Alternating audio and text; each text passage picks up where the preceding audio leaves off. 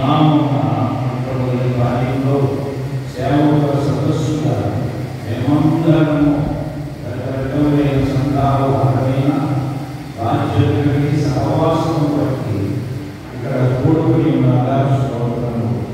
కూడిన మేమందరము తండ్రి ఈ నామమున చేకూర్చి ఉన్నాం. ఆత్మదేవుడా, అందరి హృదయాలను ఎరిగిన వాడా, మానవుల నువ్వు ఏర్పరుచుకున్నవాడా, ఈ సేవా బాధ్యత భారము అప్పగించిన దేవా, మరి గడవల దినాలలో సేవకులమైన మమ్మునే ఏర్పరుచుకున్న వారిని మోసము చేయకండి. సాతాను కనపరిచే బలము అనుసరించి ఉంటారు. ఆయన వారి మంత్రములను ఎరువులకు, వారి జీవితంలో ఎరువులకు ఈ గడవల దినాల్లో నీ బిడ్డలుగా, నీ సేవకులుగా బాధ్యతగా మేము నాయన వారిని అనుసరించినట్టు జాగ్రత్తగా దీవించినట్టు దయచేయండి. యేసు ప్రభువా, వాక్య ప్రశ్నలే దాసులు ఇదే మరుగుపరిచి మీ ఆత్మ ద్వారా మీ ప్రత్యక్ష ప్రసన్నత దయచేయండి. మాతో మాట్లాడడం, మీరు మాట్లాడినప్పుడు మేము చెవి ఆలోచించినట్టు, విధేయులకు లోబడుటకు, గ్రహించుటకు పరిశుద్ధాత్మ మాకు తోడుగా ఉంటుంది. యేసు క్రీస్తు పరిశుద్ధ నామములో ప్రార్థించి వేడుకుంటున్నాము తండ్రి. ఆమేన్.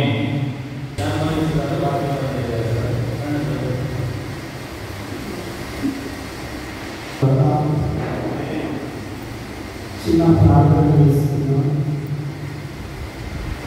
పరిశుద్ధుడా తండ్రి, గొప్ప దేవానికి స్తోత్రములు.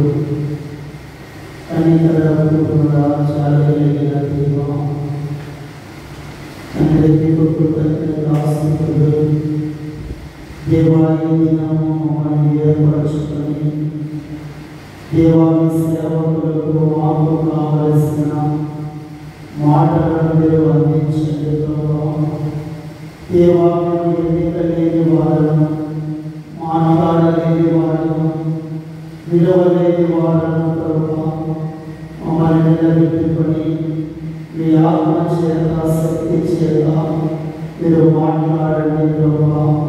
తండ్రి, మాకు అర్థమయ్యే రీతిలో మాకందరికీ కావలసిన మాటలు తండ్రి మీరు సహాయం చేసి ఆ మాటలు ఎవరు ఏ సాతాను ఎత్తుకొని పోకుండా మా హృదయాలలో భద్రపరుచుకొని మేము జీవించినట్లుగా మీరు సహాయం చేయమని యేసు క్రీస్తు నామములో అడుగుచున్నాము తండ్రి. ఆమేన్.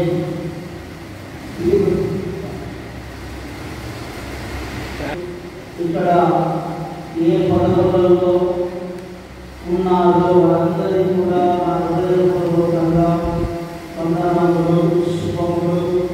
కాబట్టి ఈరోజు కొన్ని మాటలు మనము జ్ఞాపకం చేసుకుందాం. దేవుడు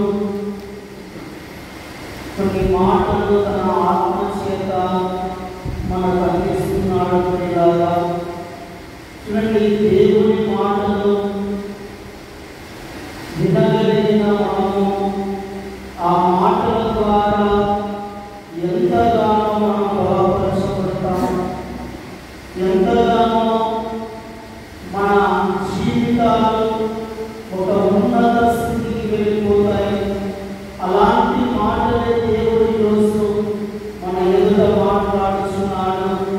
ఈరోజు మరి ఒక అంశమును బట్టి దేవుడు మాట్లాడబోతున్నాడు. ఈరోజు సేవ అనబడే భారం, సేవ అనబడే బాధ్యత, సేవలో ఎంత భారము మనకు ఉన్నది. ముందుగా వాక్యం అనేది నాకు, తర్వాత మన అందరికీ అనేది మనం జ్ఞాపకం చేసుకోవాలి. ఈరోజు ఎంత భారము ఉంది దేవుని మీద, ఎంత బాధ్యత ఉంది దేవుని మీద. దైవ జనాంగమా, ఈరోజు లోకములో భారము లేని వారిని ఎంతో మందిని మనం చూస్తున్నాం. చాలా విధాలుగా మనకు కనపడుతున్నారు. కానీ దేవుని వాక్యం ఏమంటుందంటే, ఆయన సెలవిస్తున్నది ఏమిటంటే, మీరు భారము కలిగి ఉండాలి, బాధ్యత కలిగి ఉండాలి. మీకు ఏది కావాలన్నా, నీకు ఏది కావాలన్నా, నా ఎదుట మీరు నిలబడినప్పుడు, నా ఎదుట మీరు ప్రార్థన చేసినప్పుడు వాటిని నేను ఇవ్వడానికి సిద్ధముగా ఉన్నానని దేవుని వాక్యము సెలవిస్తుంది. కానీ ఈ రోజులలో దేవుని మీద భారము తక్కువ, సేవ మీద భారము తక్కువ. ఈరోజు లోకములో అనేకమైన వాటి మీద మన భారం ఉంచుతున్నాం, కానీ దేవుని మీద వంచలేకపోతున్నాం. అంటే చాలా మటుకు వంచచ్చు, వంచలేని వారు కూడా ఉన్నారు. భారం తగ్గిపోయింది, సేవా విధానాలు తగ్గిపోయాయి. ఈరోజు లోకం వైపు చూస్తూ లోకానుసారంగా మన ఆశలు లోకములో పడిపోతున్నాయి. కాబట్టి తెలుసుకోవాల్సిన విషయం ఏంటంటే, ఒక దైవవచనాన్ని మన జ్ఞాపకం చేసుకుందాం. చూడండి, రెండో రాజుల గ్రంథం 4వ అధ్యాయం 8వ వచనం ఒకసారి చదివి వినిపిస్తారని నేను ఆశిస్తున్నా. ఎవరైనా ఒక దినమందు సునేమి పట్టణమునకు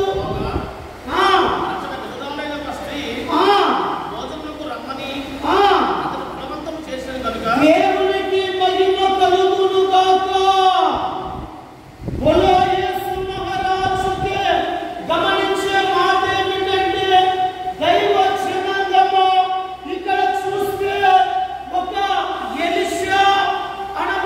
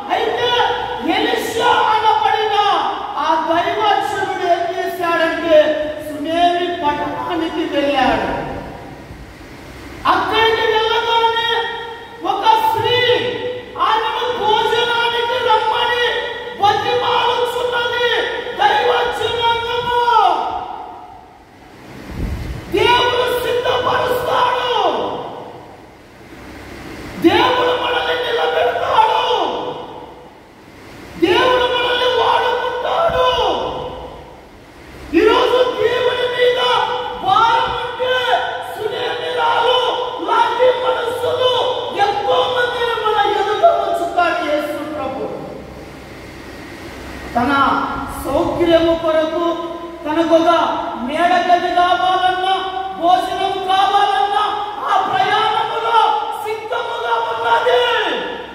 ఎందుకంటే ఆయన భక్తిగా దైవజనుడు.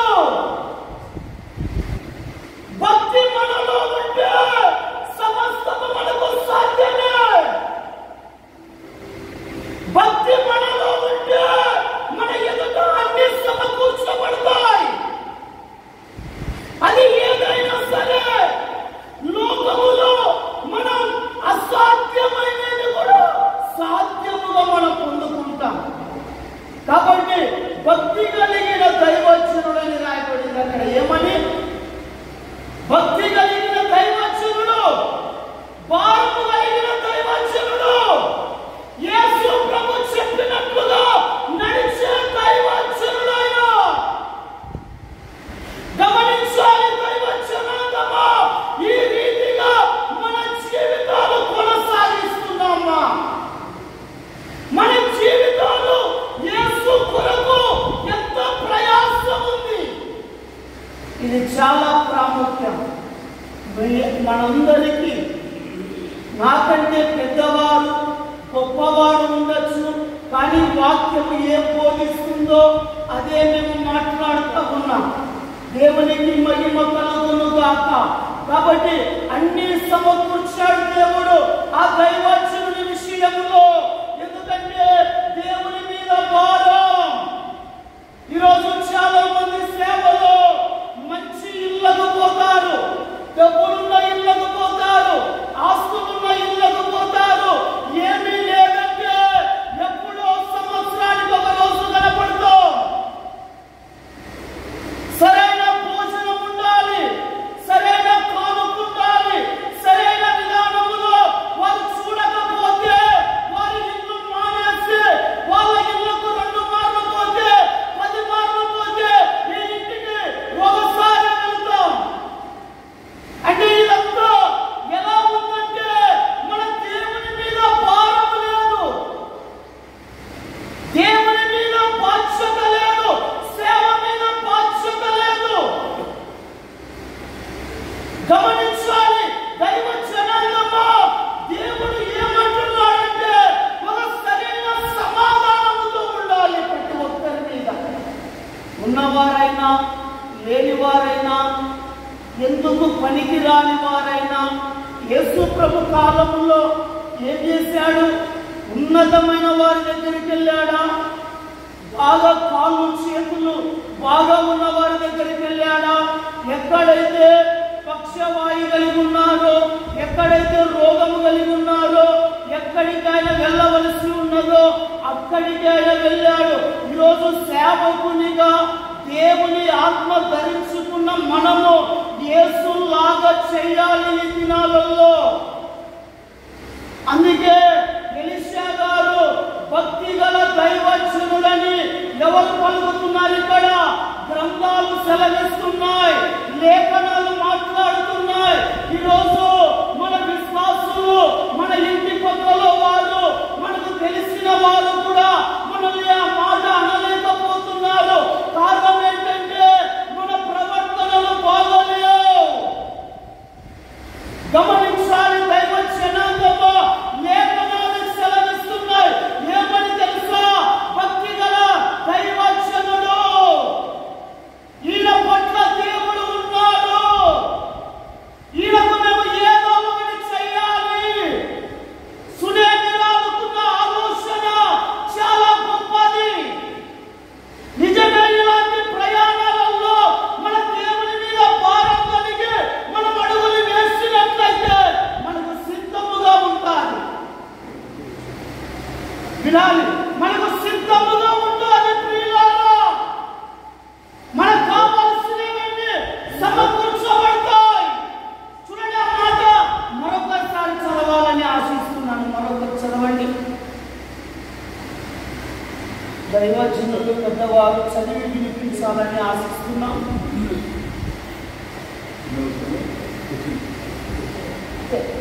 ఇప్పుడు లేదు. 2 రాజుల గ్రంథం 4:8.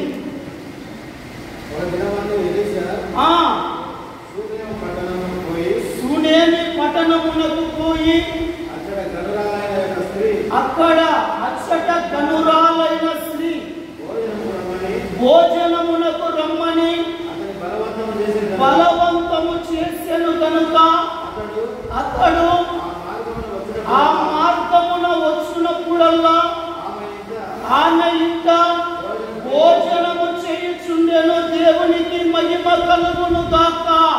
ఒకసారి కాదు, 2 మార్లు కాదు, 3 మార్లు కాదు, అలా వచ్చుతూ పోతూ అనేకమైన మార్లు ఆడ భోజనము చేయుతూ వచ్చాను. అంటే భోజనమును గురించి ఇక్కడ రాయబడి ఉన్నది.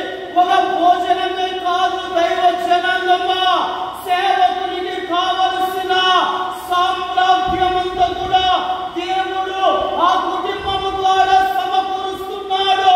నిజంగా చెప్పాలంటే సేవకుడు ఆశీర్వదించబడ్డాడు. సేవకునికి ప్రతి అవసరత తీరుతుందక్కడ. కారణం ఏంటి తెలుసా? ఆయనలో ఉన్న భక్తి, ఆయనకు దేవుడే సేవ మీద ఉన్న భారం. ఈరోజు ఇవి కలిగి ఉన్న ప్రతి దైవజనుడు దీవించబడతాడని మనం నమ్మాలి. దీవించబడతాం. ఆ దీవెనలు ఆపడానికి ఎవరి తరం కాదు ఇంకా. ఎందుకంటే మన సేవలో భక్తి కలిగి, భారము కలిగి, ముఖ్యంగా భక్తి ఉంటుంది, భారం ఉండదు. భారం ఉండాలి, భక్తి ఉండదు. ఏదో ఒకటి పోగొట్టుకున్న వారిగా మనం జీవిస్తున్నాం. కాబట్టి అలా కాదు. మన యేసు విషయంలో, మన వ్యక్తిగత జీవితంలో ఎన్ని కలిగినా సరే, ఎన్ని ఉన్నా సరే, మొట్టమొదటి స్థానము అది యేసుకి మనము ఇవ్వాలి. యేసుకు మనం సమర్పించాలి. ఈరోజు మన జీవితాలలో కొన్ని కోల్పోతున్నాం, కొన్ని విధానాలు వేరైపోతున్నాయి. కొన్నిసార్లు ఎన్నో కష్టాలు వస్తే, బాధలు వస్తే మనం పడిపోతున్నాం, సేవలో నలిగిపోతున్నాం. నాకేనా కష్టాలు మరొకరికి ఉన్నాయని ఆలోచనలో పడిపోతున్నాం. ఏ దైవజనుడైనా సరే ఓపిక కలిగి ఉంటే అది దేవుడు ఎంతగానో ఆశీర్వదిస్తాడు, ఎంతగానో దీవిస్తాడు. ఆయన ఆశీర్వదించి ఆ యొక్క ఎలీషా జీవితంలో ఏదైతే తీర్మానం చేశాడో మన జీవితాలలో కూడా ఒక తీర్మానం ఉంది యేసయ్యకి. ఎందుకంటే ఆయన పక్షపాతి కాదు. నమ్మిన వారికి నమ్మినంత ఆశీర్వాదాలు ఇస్తాడు. చూడండి ఒక మాట, అపోస్తుల కార్యాలు చూడండి. అపోస్తుల కార్యాలు 10వ అధ్యాయము 34వ వచనం ఒకసారి చదవండి. అపోస్తులు 10:34 ఒకసారి చదవాలి. దేవుడు పక్షపాతి కాదు. దేవుడు పక్షపాతి కాదు. దేవునికి మహిమ కలుగును గాక. చూడండి వాక్యం ఏమంటుందంటే ఆయన పక్షపాతి కాదు. ఎలీషాకు ఒక విధంగా, మనకు ఒక విధంగా చేసే దేవుడు కాదు.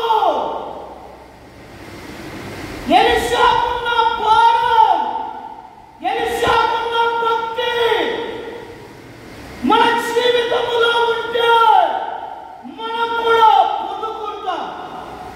ఎందుకంటే పక్షపాతి కాదు దేవుడు. అందరినీ సమానంగా చూస్తున్నాడు. మనందరికీ ఆయన సేవకు పిలిచాడంటే మనందరినీ ఒక స్థాయిలో పెట్టాలని. ఎందుకంటే నేను చాలా మార్లు అనుకుంటుంటా మా జీవితంలో కూడా, అయ్యా నేను ఎవరయ్యా త్రాగడబోతున్నాను, నేను ఎక్కడో దొంగతనాలు చేసేవాడిని, మరి చాలా విధాలుగా నేను చెడిపోయి ఉన్నా, అనేకమైన కేసులు ఉండేవి నా మీద, నన్ను ఎవరు దగ్గరికి రానిచ్చేవారు కాదు. అయ్యా ఎక్కడో ఉన్న ఫుట్పాత్ మీద ఉన్న నా జీవితం ఈరోజు నీవు సేవ చేయించుకుంటున్నావు నాతో. నిజమే, దైవ జనాంగమా, ఒక్కొక్కరి విధంగా నేనే కాదు, ప్రతి దైవజనుడు నాకంటే గొప్ప సాక్ష్యాలు కలిగిన వారు ఉన్నారు. ఈరోజు మనల్ని ఎన్నుకున్నది ఎందుకు తెలుసా? ఆయన యొక్క భక్తిలో ఉండడానికి, ఆయన సేవను జరిగించడానికి, ఆయనను భక్తిగా ఆరాధించడానికి, మన ద్వారా అనేకులు ప్రబలము కావడానికి ప్రభు మనల్ని పిలిచాడు. కాబట్టి ఆ సేవ మార్గంలో మనము ఎలీషాలాగా ఉండాలి. ఎలా ఉండాలి? ఎలీషాలాగా ఉండాలి. ఎలీషా ఏమి ఆశించలేదు. ప్రయాణం చేసేటప్పుడైనా, ఆయన వెళ్ళేటప్పుడైనా ఏమి ఆశించలేదు, ఏమి కోరుకోలేదు ఆయన. కాబట్టి ఈరోజు మనం గమనించాలి, ఈరోజు మన యొక్క విధానాలు ఎలా ఉన్నాయి, ఎలా మనం ఉంటున్నాం సేవలో. ఆయన పక్షపాతి కాదు. ఎలీషాకు చేసిన కార్యం మన జీవితంలో కూడా చేస్తాడు. చూడండి, మరొక మాట ఒకసారి చదువుదాం. అపోస్తుల కార్యములు 10వ అధ్యాయము 31 ఒకసారి చదవాలి. 10:31. కొర్నేలి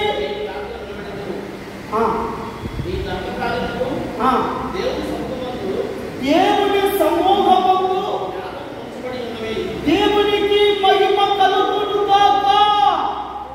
గమనించాలి దైవ జనాంగమా, ఒక కొర్నేలి అనబడిన ఒక వ్యక్తి ఇక్కడ ప్రార్థన చేస్తున్నట్టుగా మనం చూస్తున్నాం. ఆయన ప్రార్థన ఎక్కడ వినపడిందంట? దేవుని సమూహంలో. ఈరోజు మన ప్రార్థన దేవునికి వినపడాలి. మన సేవ దేవుడు చూడాలి. ఆయన కార్యములంట, ధర్మ కార్యములు చేసేవన్నీ కూడా అక్కడ కనపడుతున్నాయంట దేవుని సన్నిధిలో. కొర్నేలి ఒక గొప్పవాడు, ఆయన శతాధిపతిని రాయబడి ఉన్నది. ఆస్తులు ఉన్నాయి, భోగాలు ఉన్నాయి. ఆయన చెబితే ఏమైనా జరుగుతుంది అక్కడ. కానీ ఈయన కూడా భక్తి గలవాడిగా నిలబడ్డాడు అక్కడ. భక్తి గలవాడై ఉన్నాడు. కాబట్టి ఆయన ప్రార్థన విన్నాడు. ఈరోజు సేవ చేస్తున్న మనము భక్తి కలిగి ఉంటే మన ప్రార్థన ఎందుకు వినపడవు? ఉన్న అవసరతలు ఎందుకు వినపడవు దేవునికి? మనకున్న ఆలోచనలు ఎందుకు నెరవేర్చబడవు దేవుని దగ్గర? చెప్పాడు కదా, నేను పక్షపాతిని కాదు.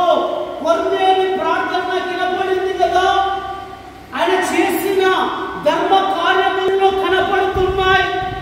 మరి భక్తి కలిగిన ఒక దైవజనుడు ఉన్నాడు కదా అని వాళ్ళ జీవితాలలో ఎలా నెరవేర్చబడ్డాయో మన జీవితంలో కూడా నెరవేర్చబడతాయి. కానీ ఈరోజు ప్రార్థన లేదు. మొదటిలో గంటలు తరబడి ప్రార్థన చేసే మనం ఇప్పుడు 5 నిమిషాలు చేయలేకపోతున్నాం, లేదా ఒక అర్ధ గంట చేయలేకపోతున్నాం. సేవ అందుకే ప్రభువు ఒక మంట మండించలేకపోతున్నాం సేవలో. కారణం ఏంటి తెలుసా? మనలో భక్తి తగ్గింది. రావాల్సిన ఆశీర్వాదాలు రావడం లేదు. అయ్యా, ఒకవేళ తమ్ముడు జాన్మోసి మేమంతా ఆశీర్వదించబడినాం కదా అని మనం అనుకోవచ్చు. దైవ చిత్తమైన ఆశీర్వాదం ఉంది, లోకపరమైన ఆశీర్వాదం ఉంది. ఈ రెండు ఖచ్చితంగా ఉన్నాయి. ఎప్పుడైతే లోకపరమైన ఆశీర్వాదం వస్తారో ఈ భక్తిలో నుంచి నువ్వు తొలగిపోతుంటావు ఇంకా. ఎందుకంటే డబల్ కాటు మంచం ఉండాలి, మంచి ఇల్లు ఉండాలి, మంచి సౌకర్యాలు ఉంటాయి, మంచి ఫుడ్ ఉంటుంది, రోజుకో పూట మనకు అన్ని దొరుకుతాయి. భక్తిని మనం కోరుకుంటాం. దైవ ఆశీర్వాదాన్ని కోరుకోవాలి. ఆ దైవ ఆశీర్వాదం ఏంటి తెలుసా? దైవ ఆశీర్వాదం అంటే కష్టపడి ప్రార్థన చేస్తేనే మన ఎదుట ఒక భోజనపు తట్టు వచ్చి నిలబడాలి. అది తింటే అది ఎంతగానో మనకు ఆశీర్వాదం. మనం ఒక దుఃఖముతో కూడి ఇంకా మన బలపరచబడతాం. కొంతమంది భక్తులు ప్రార్థన చేసినప్పుడు వాళ్ళ జీవితాలలో గొప్ప మేలును చూశారు, గొప్ప ఆశీర్వాదాలు చూశారు. ఒక మాట చెప్తా, మరి వారి యొక్క విధానములో వారి దగ్గరికి భోజనం వచ్చినట్టు మనకు కనపడుతుంది. సుమేమిరాలు కూడా ఏమంటుందంటే బతిమాలుకుంటుంది. ఏంటి బతిమాలుతుంది అంటే? దైవపరమైన ఆశీర్వాదం. అది దేవుడిచ్చే ఆశీర్వాదం, దైవ చిత్తమైన ఆశీర్వాదం. ఈరోజు అది లేకనే చాలా మంది వచ్చినట్లు వస్తాది, మళ్ళా వెళ్ళిపోతాది. ఆశీర్వాదాలు వస్తాయి, మళ్ళా వెళ్ళిపోతాయి. ఆశీర్వాదం వచ్చినప్పుడు కలకలగా కనపడతాం. అది కాస్త లేదనుకో మనము ఎంతో దిగజారిపోయినట్టు కనపడతాం.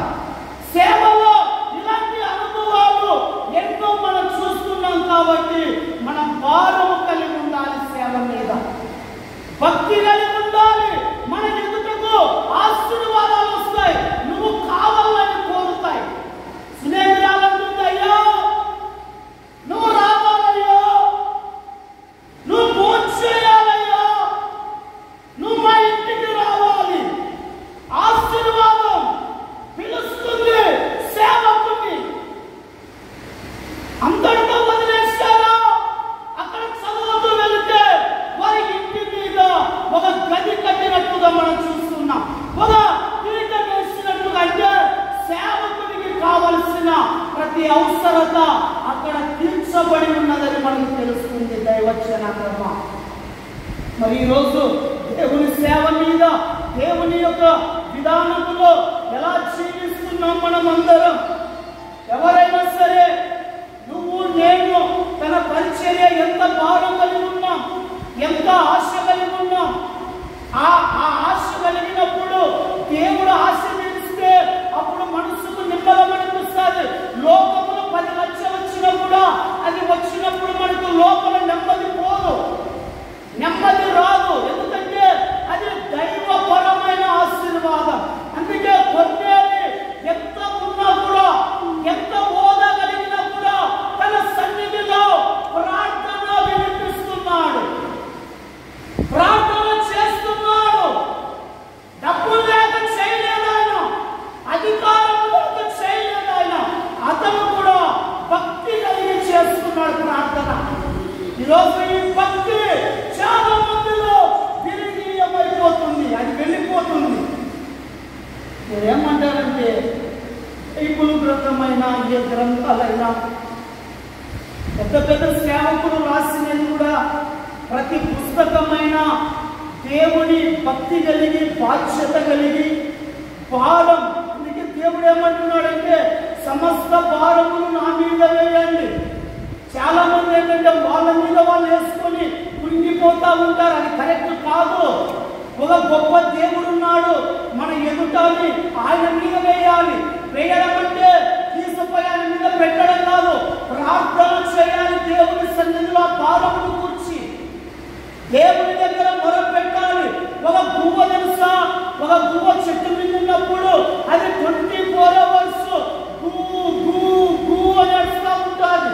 అలా గువ్వలాగా సేవకుడు ఎప్పుడైతే ప్రార్థన చేస్తాడో, ప్రార్థన పడే మూడు ఉంటుందో, వాళ్ళ జీవితాలు ఎలిషాలాగా ఆశీర్వదించబడతాయి. అప్పుడు మన వలన దేవుడు ఏమంటున్నాడంటే, అమ్మా నీకేం కావాలమ్మా? చూడండి వాళ్ళ మాట. దేవుడు ఏమని రాశాడో చూద్దాం. రాజుల గ్రంథం అదే అధ్యాయము 2వ వచనం ఒకసారి చదవాలి. 2వ వచనం రెండో రాజుల గ్రంథం 4వ అధ్యాయం 2వ వచనం. ఎలీషా నా వలన నీకేమి కావాలి? దేవునికి మహిమ కలుగును గాక. ఎందుకంటే ఒక భక్తి కలిగిన దైవజనుడిగా చెప్పగలడు,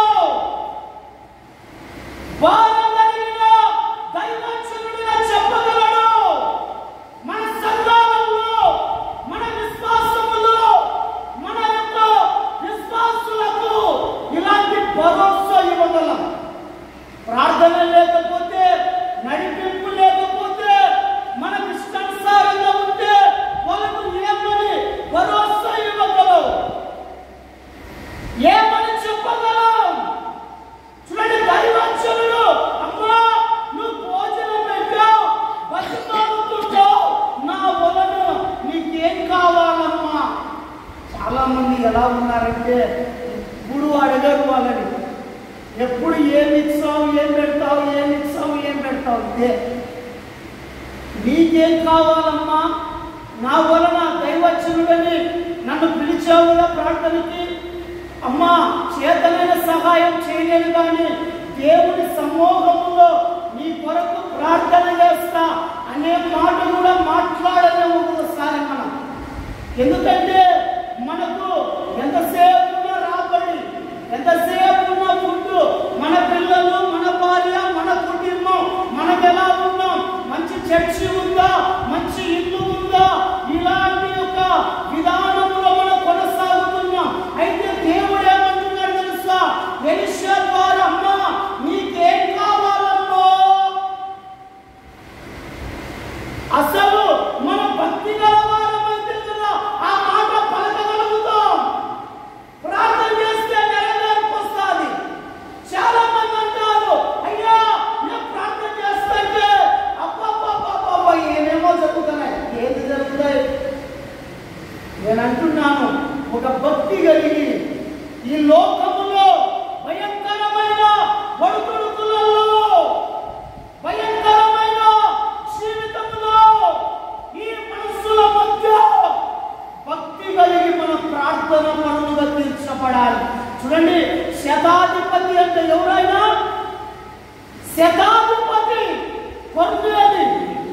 మరి ప్రార్థన ఏం అవసరం? ప్రార్థన అవసరం ఆయనకు. కానీ ప్రార్థన చేస్తే డైరెక్ట్గా అక్కడ వినపడుతుంది. గమనించాలి, దైవజనాంగము అక్కడ వినపడుతుంది. అప్పుడు దేవుడు దూత ఏమంటుందంటే, కొర్నేలి నీ ప్రార్థన వినపడింది. సపరేట్గా ఒక దూతను వదిలేశాడు కొర్నేలికి. ఎందుకంటే దేవుడు తట్టుకోలేదు. ప్రతిసారి నువ్వు మాట్లాడుతున్న కొర్నేలి తిరుగుతాడు. ఒక దూతని ఏర్పాటు చేశాడు అక్కడ. ఎందుకంటే ఏర్పాటు చేయడం అంటే ఆశమాశ కాదు. ఆయన ప్రార్థనలో అంత బలం ఉంది, ఆయన ప్రార్థనలో అంత శక్తి ఉంది. ధర్మ కార్యములు అన్నాడు అక్కడ. ఏమన్నాడు? ధర్మ కార్యములు చేయువాడంటే కొర్నేలి. ధర్మ కార్యం అంటే ఈరోజు ఎక్కడ కనపడలేదు. ఏ స్టేట్కు వెళ్ళినా కనపడలేదు, ఏ రాష్ట్రానికి వెళ్ళినా కనపడలేదు, ఏ జిల్లాకి వెళ్ళినా కనపడడం లేదు. ధర్మ కార్యం అంటే ఒక మంచి మనస్సు, అనేకుల మీద జాలి కలిగిన మనస్సు. ఇది కనపడడం లేదు. ఎప్పుడు చూసినా ఇద్దరు తోడైతే మూడో వాడిని మాట్లాడతాం, నలుగురు తోడైతే ఐదో వాడిని మాట్లాడతాం, ఆరుగురు తోడైతే ఏడో వాడిని మాట్లాడతాం. ఇలా మన జీవితాలు ఆ భక్తిలో నుంచి వెళ్ళిపోతున్నాయి. కానీ ధర్మ కార్యం అంటే ఒక మంచి మనస్సు కలిగి ఉండాలి ప్రతి ఒక్కరి మీద. అలాంటి మనస్సు కలిగిన వాడు కొర్నేలి కాబట్టి అందుకే నాకు వినపడ్డాయి నాయన కొర్నేలు, నాకు వినపడ్డాయి. నీకు ఏమి కావాలో చూడండి. 16 అపోస్తులు 16:35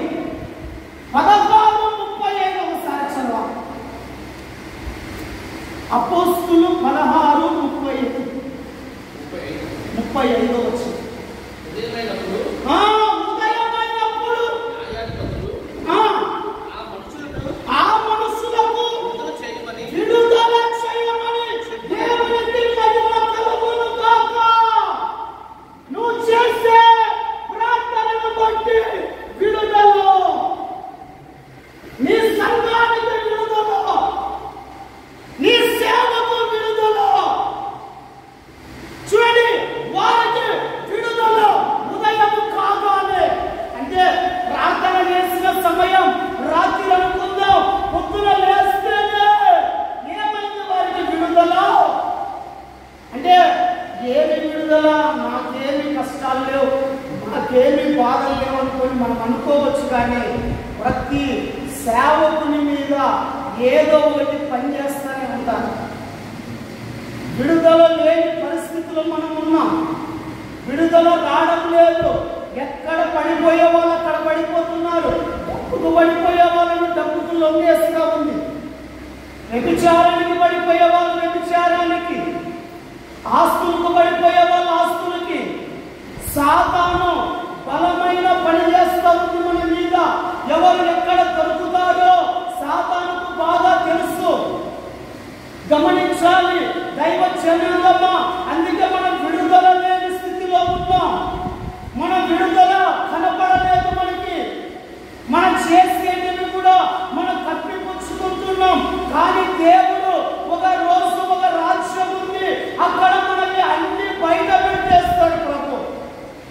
నైనా ఛాన్స్ వస్తే నీ బతుకంతా తెలుసు, నైనా నీ బతుకు తెలుసు, నైనా నీ జీవితం తెలుసు, నీ వెంటనే నాకేం తెలియక కాదు. కాబట్టి విడుదల లేని స్థితిలో ఉన్నాం. ఎందుకంటే ప్రార్థన లేదు మనకి, దైవ భక్తి లేదు మనకి. చూడండి, ఎప్పుడైతే ప్రార్థన చేస్తామో మనకు విడుదల కలుగుతారు. ఒక సురక్షితమైన మార్గంలో నడుస్తాం. అపోస్తులైన పౌలు వారందరికీ కూడా విడుదల కలిగిందంటే వాళ్ళు కూడా ప్రార్థన చేశారు. ఏం చేశారు? ప్రార్థన చేస్తారు. వాళ్ళు శరసాలున్నాయా, కట్టీలున్నాయా, ఈ బంధకాలంలో ఉన్నామే అని దిగుల్లో మనం లేవు. దిగుల్లో మనం లేవు. కాబట్టి ప్రార్థన కలిగి వాళ్ళు ఉన్నారు. ప్రార్థన కలిగి వాళ్ళు ఉన్నప్పుడు వాళ్ళకు విడుదల కలిగింది. కాబట్టి దైవ జనాంగమ్మ ఈరోజు అంశం ఏంటంటే నీ భారము, సేవ భారము దేవుని మీద ఎంత ఉంది? దైవ భక్తి కలిగిన దైవాచరుడిగా మనం ఉన్నామా? మన నడక విధానము ఏంటి? మనం ఎలాంటి సేవలో ఉన్నాం? సరే, ఒకరికి కనపడకపోవచ్చు, ఒకరు మాట్లాడకపోవచ్చు, కానీ మగమంతలకు మనం దరి చేసుకునే స్థితిలో ఉంటాం. ఈరోజు సేవలు అందుకే 2-3 ఏళ్ళ వరకు బాగుంటాయి, ఆ తర్వాత మరి దిగజారిపోతున్నాయి. మరి ఎందుకు ఇలా జరుగుతుందంటే మన కొన్నేళ్ళ లాంటి ప్రార్థన లేదు, ఎలిషా లాంటి దైవపరమైన భక్తి లేదు మన జీవితాలలో. నేను ఎదిగి ఉన్నాను. ఎందుకంటే సమాజంలో కొంతమంది దైవజనులు ఉన్నారు. ఈ రోజు ఇప్పుడు ప్రార్థన ఉండాలి, మరలా ఒక గంటకు మళ్ళీ నిలబడతారు, మళ్ళా 3 గంటలకు ఇంకోసారి నిలబడతారు, రాత్రి ఇంకోసాట, పొద్దున ఒకసాట. వాళ్ళకు భారం ఉంది, అందుకే వాళ్ళు నేర్చుకున్నారు. అగ్ని వంటి పరిచయం జరుగుతుంది. మనం ఏంటంటే ఒకసారికి వెళ్ళగానే ఆ రోజు మటన్ ఉంటుంది, ఆదివారం మంచం ఉంటుంది, ఏసీ ఉంటుంది, కొట్టు ఏసీ కొట్టు పండుకోవాలి. కాబట్టి చాలా మంది దైవజనులు భారం కలిగి ఉన్నారు. ఈరోజు యేసన్న గారు, అలాగనే యేసన్న ఆయన తర్వాత బైబుల్ మిషన్ దేవదాసయ్య గారు, వీళ్ళంతా పెద్ద పెద్ద సేవలు ఎలా చేయగలిగారు తెలుసా? వాళ్ళకు సమయం లేదు. కూర్చుంటే ప్రార్థన, లేస్తే పరిచర్య, అలాంటి సేవల వాళ్ళు ఉన్నారు. కాబట్టి ఈరోజు భారం కలిగి ఉందాం. భక్తి కలిగిన దైవజనులు లాగుంటే మన అవసరతలన్నీ తీర్చబడతాయి. అవసరతల కొరకు పాకులాడాల్సిన అవసరం లేదు. అవసరతల కొరకు నువ్వు ఎక్కడెక్కడో పరుగులు తీయాల్సిన అవసరం లేదు.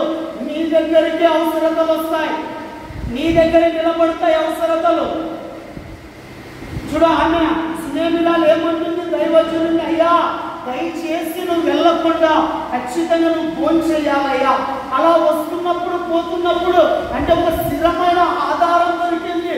అదే దైవచిత్తమైన ఆశీర్వాదం ఉంటే అలా దొరుకుతుంది మనకి. కాబట్టి ఈ వాక్యములో మరి నేను ఈ యొక్క మాటలు దేవుడు దీవించి ప్రతి హృదయములో ఉంచుకొని ఇక మీదట అనేకమైన కార్యాలు మనకు ఉండొచ్చు, పనులు. అయితే ప్రభు మీద కూడా ఎంత బాధ్యత కలిగి ఉన్నాం, మన భారము ఎంత వేస్తున్నాం. చాలా మంది ఏంటంటే ఇంకా సంఘములో 30 మంది ఉంటే 30 వాళ్ళ మీద వచ్చేస్తారు. నువ్వు బండలుగా, నువ్వు సిమెంటుగా, నువ్వు రాళ్ళుగా, నువ్వు అదిగా ఇదిగా అంటే ప్రార్థన పూర్వకంగా కాదనమాట. ప్రార్థన చేస్తే అయ్యా ఇదిగో నాకు ఇది ప్రేరేపణ వచ్చిందనే ఆ విధంగా రావాలన్నమాట. కాబట్టి ఇలాంటి యొక్క దైవ భక్తి కలిగి ఉంటే అవంతలుగా పనులు జరుగుతూ వెళ్తాయి.